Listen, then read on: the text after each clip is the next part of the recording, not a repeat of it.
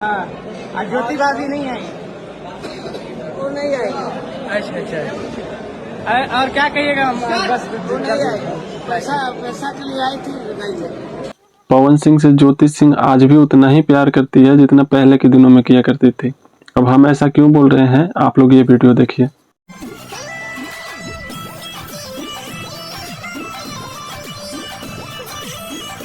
देख लिए, आज ज्योति सिंह गई थी कुंभ स्नान करने।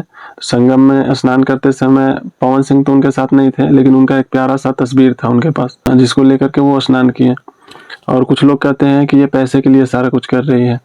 तो जब पवन सिंह चुनाव लड़ रहे थे तो ज्योति सिंह गांव-गांव घूम करके और इनका प्रचार की थी, लेकिन आज जब ज्योति सिंह चुनाव लड़ने वाली हैं तो पवन सिंह का 0% इन्वॉल्वमेंट है।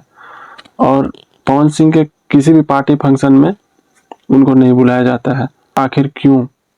आप अपना मेल ईगो के वजह से बहुत कुछ खोते जा रहे हैं जिंदगी में, इसका सुधार कीजिए।